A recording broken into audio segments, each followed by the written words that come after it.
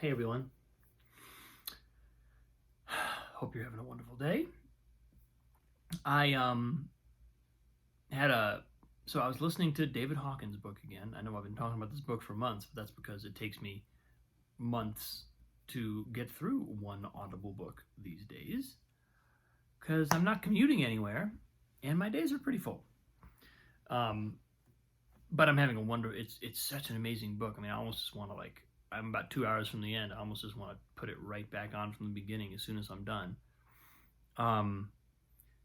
It's so one thing he was talking about today. So he's kind of getting into this thing where he talks about feelings are the root of thoughts, right? So feelings are the origin of all of our thoughts. Our thoughts are the kind of upper level layer of what is a kind of more fundamental emotion. And this is exactly kind of the kind of thing that Ken Wilber talked about with the different, the kind of the spectrum of consciousness, the different levels, from fundamental to significant, fundamental being kind of the foundation, significant being the more sophisticated, maybe more complex and refined, but reliant upon the more fundamental levels. So whatever level, any level, if you destroy any level or you compromise the integrity of any level, everything above it also goes because it can't rest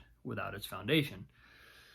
And so he was David Hawkins was talking about how that's how feelings and thoughts work. Feelings are foundational and thoughts are how we then try to make sense rationally, consciously of what we're feeling.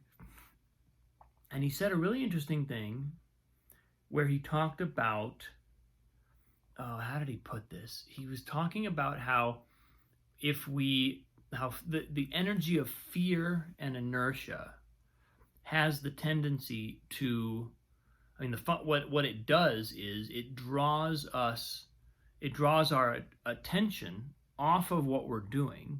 So it takes us out of the moment, essentially. It takes us out of what we're engaged in and puts our attention on our thoughts, and maybe sometimes our feelings, which of course are negative and generally not productive to dwell on.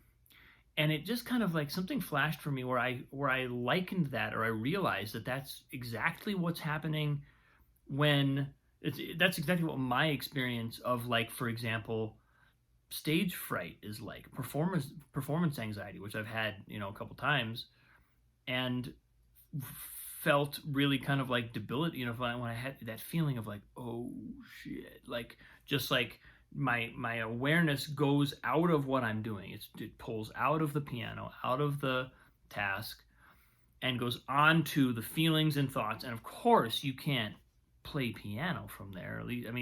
I've managed to battle my way through. Usually I would say I generally battle my way through, but the performance really suffers. And it's clear why it's so non-functional, because piano's a incredibly sophisticated process. You're doing a lot of things, and if you can't keep your focus on exactly what you're doing, then you're kind of dead in the water. And so that kind of clicked for me, that it's these kind of trapped emotions that are doing that to create the performance anxiety. And then I connected that to the way that I'm teaching right now, which is, basically, not just allowing, but almost kind of encouraging, although obviously I'm not encouraging people to get stage fright, but as those feelings arise, as we play in front of other people and we feel that feeling come up, actually letting ourselves feel that and just look right at it and be like, whoa, what's this thing that's coming up? And what I kind of clocked out of that was, because on one level I was like, wait, am I just encouraging people and myself to do the thing that is what David Hawkins is describing as the function of fear? Am I telling people to let our attention go to the fear thought? And because that seems like it would be kind of the opposite of what you'd want. But what I realized, what I kind of like clocked out of it was, no, I'm not actually encouraging people to, in a way I am saying, allow yourself to notice what's happening. Allow yourself to feel this feeling. If this feeling is there, then allow yourself to feel that. I mean, I think what I realized from it was, I'm trying to create permission, both for myself and for my students, to feel what's there.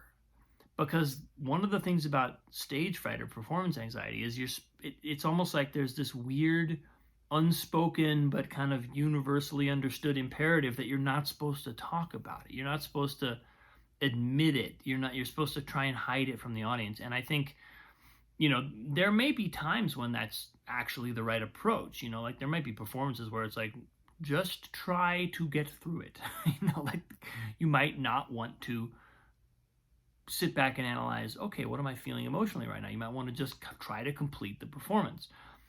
But I think that it would be an incredibly valuable environment to be able to feel those feelings, because if the feelings are creating the thoughts, if it's these underlying trapped feelings that are producing this response, then wouldn't it be good to notice them and to kind of, in a Kyle Cease type of way, say, I'm allowed to feel this in my body?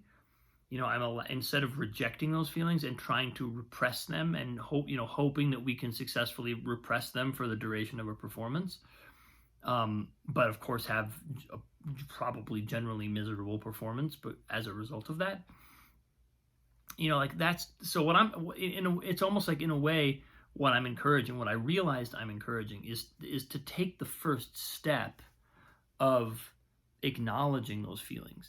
Not that we're going to spend all our time there, or that we're going to expect that that's the point of performance, but in a lot of ways, it really crystallized for me. I was like, oh, that's what the difference between discovery mode and performance mode kind of is. Like in discovery mode, we're not worried about how good of a performance we're giving. We're not thinking about that.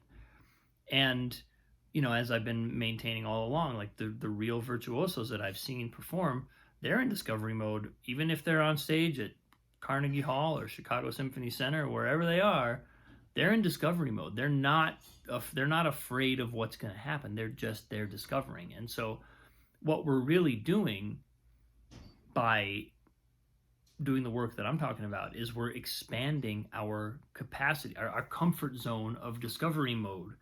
We're expanding our ability to remain in that mode, and we're not gonna run away from those feelings. We're not gonna just pretend they're not there, or like glitch over them, or just kind of like look away. We're gonna actually like let them come up and feel them, in the sense of like, because the letting go process, the letting go technique, is essentially, it amounts to feeling what's there. It amounts to experiencing what we are really feeling in the moment, and not repressing it, not suppressing it, not projecting it onto something else or someone else, but just allowing it to be there, and allowing ourselves to experience it fully. And I kind of just, so I'm putting these pieces together as I was listening to David Hawkins. I was realizing that that's kind of that's where my intuition has been leading me with this process that I've been taking with my students and myself. And I'm excited because it seems like there will probably be other stages to this. This probably won't be like, this process of letting it come up is not the final stage necessarily. Like there may be more stages where we actually have let go of that enough to be able to not feel it, But again, we don't want to try and feel it to not feel it. That's cheating, and it'll never work. The universe knows when you're just pretending to feel something so that you can not feel it anymore. We have to actually do the thing. So, that just all kind of came through as I was driving home today, listening to David Hawkins and kind of like ruminating on the last several weeks, and so a couple of student experiences. So, yeah. that's where I am today, people. Thanks for watching. I love you. Have a wonderful evening, wonderful day, and I will see you very soon.